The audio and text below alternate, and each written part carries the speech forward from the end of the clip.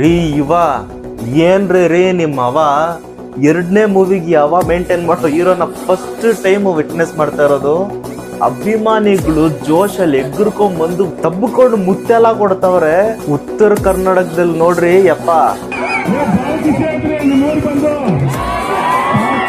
ನಿಮ್ ಸ್ಲ್ಯಾಂಗ್ ಅಲ್ಲೇ ಮಾತಾಡ್ತವ್ರೆ. ನಮ್ ಬಾಸ್ ಒಂದ್ ಟೈಮಲ್ಲಿ ಮಾತಾಡೋ ತರನೇ. ಆದ್ರೂ 2 ದಿನದಿಂದ ಕಂಟಿನ್ಯೂಸ್ ಆಗಿ ಜರ್ನಿಯಲ್ಲಿ ಇದ್ರು, ಕಾರಲ್ಲಿ ಆ ಸ್ಟ್ರೆಸ್ ಅಲ್ಲಿ ಇದ್ರು ನಗ್ನಗ್ತಾ ಮಾತಾಡಿಸ್ತವ್ರು ನೋಡಿ. ಈ ಮಾತನ್ನ ಎಸ್ಸಲ್ಲಿ ಹೇಳಿದ್ರು ಬೇಜಾರಾಗಲ್ಲ.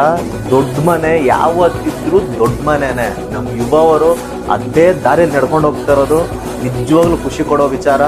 ನಮ್ಮ ರಾಜಣ್ಣ, ನಮ್ಮ ಅಪ್ಪು ಬಾಸ್, ನಮ್ಮ ಶಿವಣ್ಣ, ನಮ್ಮ ರಾಘಣ್ಣ, ನಮ್ಮ ವಿನಯ್ ರಾಜ್ಕುಮಾರ್ ಅಂಡ್ ನಮ್ಮ ಇವಾಗ ಹೊಸದಾಗಿ ಬಂದಿರೋ ಕುಡಿ AK-47, the rise of a new superstar prince Yuva Rajkumar. ತಾಕತ್ತಿದ್ರೆ ತಡಿ, ಬರ್ತೈತೆ ನಮ್ಮ ಯುವ ಎಕ್ಸ್ ಸೂರಿ.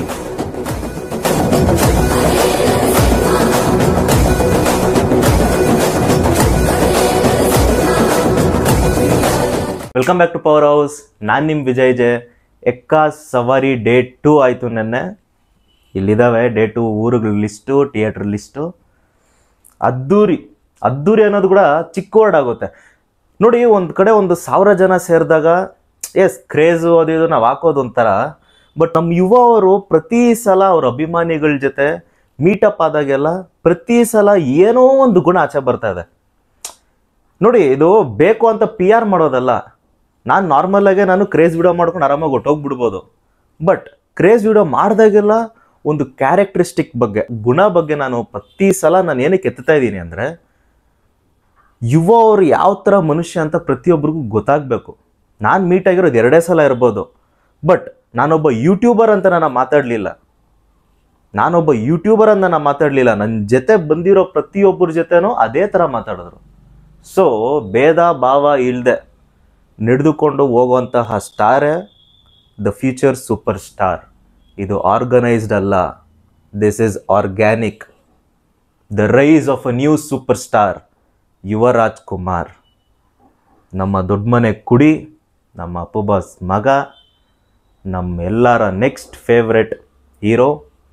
ಆ್ಯಂಡ್ ನಾನಂತೂ ಫಿಕ್ಸ್ ಆಗಿ ಹೋಗಿದ್ದೀನಿ ಫ್ಯಾನಿಸಮ್ ನಾನು ಯುವರಾಜ್ಕುಮಾರ್ ಅವ್ರಿಗೆ ಮಾಡೋದು ಅಂತ. ಇಷ್ಟು ದಿನ ಏನು ಗುರು ಫ್ಯಾನಿಸಮ್ ಇಲ್ಲದೆ ವಿಡಿಯೋ ಮಾಡ್ದೆ ಅಂತ ಹೇಳಿದ್ರೆ, ಇಟ್ ಇಸ್ ನಾಟ್ ಲೈಕ್ ಫ್ಯಾನಿಸಮ್ ಇಲ್ಲದೆ ಮಾಡಿದೆ ಅಂತ. ಪ್ಯೂರ್ ಫ್ಯಾನ್ ಥರ ಮಾಡೋದು ಬೇರೆ, ಬಾಸ್ ಫ್ಯಾನ್ ಥರ ಸಪೋರ್ಟ್ ಮಾಡ್ಕೊಂಡು ಮಾಡೋದು ಬೇರೆ. ನಾನು ಫಿಕ್ಸ್ ಆಗಿ ಹೋಗಿದ್ದೀನಿ, ಯಾರು ಏನಾದರೂ ಅನ್ಕೊಂಬಿಡ್ಲಿ. ಎಸ್ ಮಾಡಿರೋದು 2 ಮೂವಿನೇ. 2 ಮೂವಿಗೆ ಈ ರೇಂಜಿಗೆ ಕ್ರೇಜು, ಈ ರೇಂಜಿಗೆ ಆ್ಯಕ್ಟಿಂಗಲ್ಲಿ ಡೆವಲಪ್ಮೆಂಟು, ಈ ರೇಂಜಲ್ಲಿ ಫಿಲ್ಮೋಗ್ರಫಿ ಸೆಲೆಕ್ಷನ್ ಸ್ಟೈಲು, ಇವೆಲ್ಲ ನಮ್ಗೆ ಇಷ್ಟ ಆಗೈತೆ. ಆ್ಯಂಡ್ ನಮ್ಮ ಆಫ್ಲೈನಲ್ಲಿ ಮೀಟ್ ಆದಾಗ ನಮ್ಮ ಜೊತೆ ಮಾತಾಡಿರೋ ಸ್ಟೈಲೇ ಆಗಲಿ, ನಮ್ಮ ಜೊತೆ ಬಂದಿರೋ ಬೇರೆಯವ್ರ ಜೊತೆ ಮಾತಾಡಿರೋ ಸ್ಟೈಲೇ ಆಗಲಿ, ಯಾರೇ ಆಗಲಿ, ಯಾರು ಬಂದು ಮಾತಾಡಿದ್ರೂ ತುಂಬ ಚೆನ್ನಾಗಿ, ತುಂಬ ಒಂಥರ ವರ್ಡ್ ಸಿಗ್ತಾ ಇಲ್ಲ, ಅವನ ಟೈಮಲ್ಲಿ ಸಿಗಲ್ಲ. ಬಟ್ ಇವಾಗ ಪ್ರೆಸೆಂಟ್ ನನ್ನ ಮೈಂಡಲ್ಲಿರೋ ವರ್ಡ್ ಅಂದರೆ ದಟ್ ಚಾರ್ಮಿಂಗ್ ನೇಚರ್. ಬಂದರೆ ನಿಮಗೆ ಒಂಥರ ಕಂಫರ್ಟೇಬಲ್ ಫೀಲ್ ಆಗುತ್ತೆ. ಯಾರೋ ಸೂಪರ್ ಸ್ಟಾರ್ ಜೊತೆ ಮಾತಾಡ್ದಂಗೆ ಅನಿಸಲ್ಲ, ಬಟ್ ಒಳಗಿರುತ್ತೆ. ಬಟ್ ಅವ್ರು ಆ ಥರ ಫೀಲ್ ಮಾಡಿಸಲ್ಲ.